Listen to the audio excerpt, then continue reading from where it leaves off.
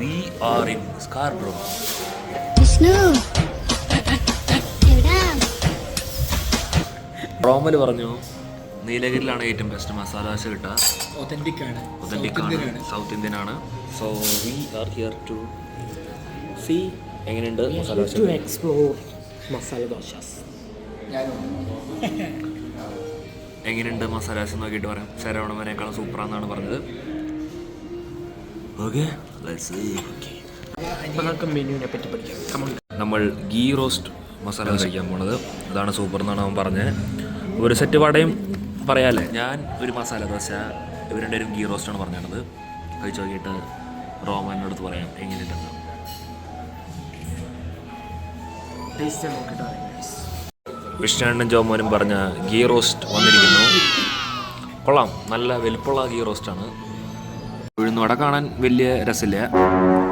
Taste എങ്ങനെയുണ്ടെന്ന് അറിയില്ല. ഇതൊരു സെറ്റിന് $7 ഐ ഗസ്.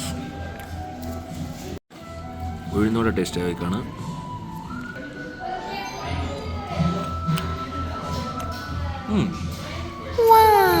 ഒന്നുള്ള ചൂടില്ല, കൊള്ളാം. പറയല്ല, അടിപൊളി സാധനം. ഞാൻ ഒരു കോമഡി പറയാം. ജോമ പറയാ ഇത് ദോശക്ക് ചൂടില്ല എന്ന് പറയുമ്പോൾ ജോമ പറയാം പ്ലെയിൻ ദോശയല്ലേ, അതുകൊണ്ട് നടന്നു വന്നപ്പോലെ പറന്നു വന്നപ്പോ തണുപ്പായി.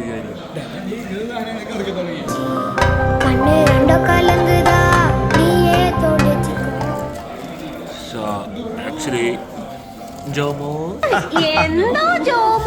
നമ്മള് 3 എണ്ണം ഒരുമിച്ച് പറഞ്ഞ, പക്ഷെ 3 എണ്ണം ഒരുമിച്ച് കിട്ടിയില്ല. 2 മാത്രം വന്നുള്ളൂ. എൻ്റെ നല്ല ചൂടോടെ ആയിരിക്കുന്നത്. കാരണം ഞാനാണ് വീഡിയോ എടുക്കണം. അപ്പോൾ ഇവർ വിചാരിച്ചു ഞാൻ ബ്ലോഗറായിരിക്കുന്നത്.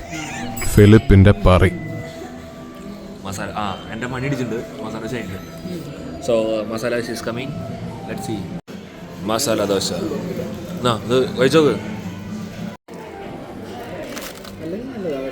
ഇത് നല്ല ചൂടുണ്ട്.